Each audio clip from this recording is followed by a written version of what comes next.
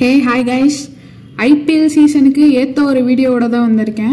Just ஒரு மினிமலிஸ்டிக்கான ஒரு wall poster idea. இதுக்காக என்னுடைய ஃபேவரட் கிரிக்கெட்டரை தான் நான் வரைய போகிறேன். ஸோ பென்சில் எடுத்துகிட்டு ஜஸ்ட் அவுட்லைன் மட்டும் கொடுத்துட்டு நீடபிள் எரேசரை வச்சு ஃபுல்லாக எரேஸ் பண்ணி எடுத்துக்கிட்டேன். இது அப்படியே பாம்பு மாதிரி வந்துச்சு. அதை சுற்றி பின்னாடி ஒரு குச்சி வச்சிங்கன்னா அப்படியே லாலிபாப் மாதிரியே இருக்கும். லாலிபாப்னு சொல்லும் போது தான் சிஎஸ்கே vs RCB மேட்ச் ஞாபகம் வருது. நமக்கு லாலிபாப் கொடுத்துட்டு போயிட்டாங்க. ஆக்சுவலாக சிஎஸ்கேவுடைய பேட்டிங் ஆர்டர் செம்மையாக கொலாப்ஸ் ஆயிடுச்சு. ஆஸ் அ சிஎஸ்கே ஃபேனாக நான் எப்படி இவங்க இந்த பேட்டிங் ஆர்டரை வச்சுட்டு ஃபைனல்ஸ் வரைக்கும் போகிறாங்க அப்படிங்கிறத யோசிச்சுட்ருக்கேன். கண்டிப்பாக சேஞ்சஸ் பண்ணியே ஆகணும். அண்ட் அஃப்கோர்ஸ் நம்ம ஒத்துக்கிட்டே ஆகணும். இது வரைக்கும் பார்த்த ஆர்சிபி வேறு, இப்போ அவங்க இருக்கிற ஆர்சிபி கம்ப்ளீட்டாக வேறு மாதிரி பயங்கரமான லைனப்போட வந்திருக்காங்க. பட் நம்மளும் ஒன்றும் குறைச்சவங்க இல்லை. ஆக்சுவலி எஸ், ஆப்ஷன்ஸில் சில மிஸ்டேக்ஸ் ஆச்சு, ஃபார்ம் டவுன் பிளேயர்ஸை எடுத்தோம். But it's okay. சிஎஸ்கே எடுக்கிறவங்க எல்லாருமே ஃபார்ம் இல்லாதவங்க தான். சிஎஸ்கே பெர்ஃபார்ம் பண்ணியிருக்காங்க. அதே மாதிரி இந்த சீசன்லேயும் நடக்கும்னு நம்புவோம். ஜஸ்ட் செகண்ட் மேட்ச் தான், just a league match. Of course நம்ம மென்டல் ஹெல்த் என்ன தான் பாதிக்கப்பட்டிருந்தாலும் ஆஸ் அ பிளேயர்ஸாக அவங்களுக்கு இது ஜஸ்ட் ஒரு லீக் மேட்ச் தான். அண்ட் இதில் பெரிய பிளண்டர் என்னன்னு நான் நினைக்கிறேன்னா, ஒன்று பேட்டிங் ஆர்டரை ருத்து கொலாப்ஸ் பண்ணது, ரெண்டாவது ஃபீல்டர்ஸ் ப்ராப்பராக ஃபீல்டிங் பண்ணாதது, நிறைய கேட்சஸ் விட்டோம். அண்ட் முக்கியமாக மூணாவது தோனி அஸ்வின் அனுப்பிச்சிட்டு அதுக்கப்புறமா வந்தது. நீங்கள் தோனியை பார்க்குறீங்க, அவருக்கு வயசான மாதிரிலாம் அவர் ஒன்றும் ஆடலை, செம்மடி அடிக்கிறாரு, அடிச்சு சொருகிறாரு. ஸோ அவர் கொஞ்சம் முன்னாடி வந்திருந்தா ஜெயிக்கணும்லாம் அவசியமே இல்லை, ஜெயிக்கிறதுக்கு இன்டென்ட்டாவது காட்டியிருக்கலாமேங்கிறதான் ஒரு ஆஸ் அ சிஎஸ்கே ஃபேனாக எனக்கு தோணுது.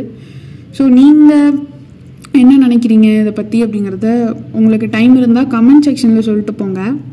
Coming back to the video, இதில் சின்ன சின்ன டீட்டெயில்ஸில் ஃபோக்கஸ் பண்ணேன். ஸோ இது ரியலாக இருக்கணும்னு அவசியம் இல்லை, ஜஸ்ட் ஒரு கார்ட்டூனிஸ்டிக் இமேஜாக தான் வரைஞ்சேன். அண்ட் அது மட்டும் இல்லாமல் ஃபுல்லாக பெயிண்ட் வச்சு பண்ணிவிட்டு கடைசியாக என்ன பண்ணேன்னா, அந்த ஆல்கஹால் மார்க்கர்ஸ் எல்லோவிலே கொஞ்சம் டார்க்கர் ஷேடாக எடுத்துகிட்டு ஃபுல்லாக அந்த டீட்டெயில்ஸ்க்கெலாம் இதை யூஸ் பண்ணேன். அண்ட் இந்த லைனர்ஸ் இருக்கு இல்லையா, டெக்ஸ்ட் லைனர்ஸ் எடுத்துகிட்டு ஃபுல்லாக பார்டர் கொடுத்துக்கிட்டேன், இன்னும் கொஞ்சம் லுக்காக இருக்கிறதுக்கு. அண்ட் அடுத்து இதோட நிறுத்தாமல் நம்ம பேக்ரவுண்ட் ஃபுல்லாக எல்லோ ஸ்ப்ளாஷ் ஆகிற மாதிரி கொடுக்க போகிறோம். ஸோ அதுக்காக ப்ரஷ் எடுத்துகிட்டு லைட்டாக தண்ணி தொட்டு இதில் பண்ணிடுங்க.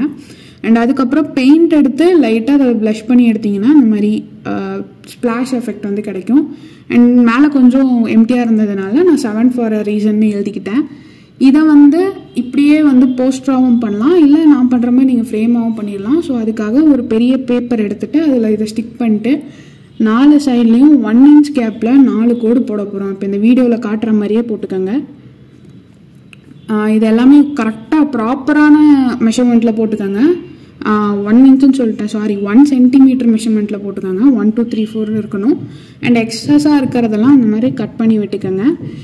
இது நார்மல் பேப்பரு. ஸோ இந்த பேப்பரை வச்சே ஈஸியாக நீங்கள் ஃப்ரேம் பண்ணிக்க முடியும். அண்ட் இதில் நான் காட்டுற மாதிரி சைடில் அந்த ஸ்கொயர்ஸ் வருது இல்லையா, அந்த கார்னர்ஸில், ஸோ அந்த ஸ்கொயர்ஸை எல்லாத்தையும் இந்த மாதிரி கட் பண்ணி எடுத்துக்கோங்க.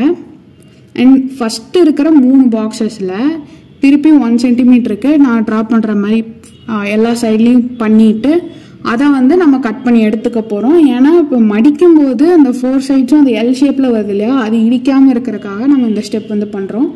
ஸோ நான் வீடியோவில் காட்டுற மாதிரி இந்த மாதிரி கட் பண்ணி எடுத்துக்கோங்க. அண்ட் இந்த மாதிரி எடுத்துகிட்டு ஒரு ஸ்கேல் எடுத்துக்கோங்க. ஸ்கேல் எடுத்துகிட்டு அந்த நம்ம போட்ட லைன்ஸை கைடாக யூஸ் பண்ணிவிட்டு ஃபுல்லாக அதை அப்படியே மடித்து இதை ஸ்டிக் பண்ண போகிறோம். வேறு எதுவுமே பண்ண வேணாம். 4 சைடு இந்த மாதிரி மடித்து விட்டு கம் போட்டு ஒட்டினீங்கன்னா வேலை முடிஞ்சது. ஜஸ்ட் ஒரு பேப்பர்லேயே நமக்கு கொஞ்சம் திக்கான ஃப்ரேம் மாதிரி கிடைக்கும். அண்ட் ஆல்சோ இது ஒயிட்டில் இருக்கிறனால எனக்கு இன்னும் கொஞ்சமே நீட்டாக இருந்த மாதிரி தெரிஞ்சுது கார்ட்போர்டில் படுறதை விட. ஸோ நான் காட்டுற மாதிரி இந்த 4ஐயும் ஸ்டிக் பண்ணி எடுத்துக்கோங்க. அண்ட் ஃப்ரேம்ஸ் எனக்கு இன்னும் டீட்டெயில்டாக வேணும் அப்படின்னா நான் இன்னொரு வீடியோ நம்ம சேனலில் இருக்குது. ஸோ நான் அதை பின் பண்ணுறேன். பின்னாடி நான் 2 டபுள் சைட் டேப் ஒட்டிட்டு ஜஸ்ட் அதை செவத்தில் ஒட்டினோன்னா நம்ம ஃப்ரேம் ரெடி.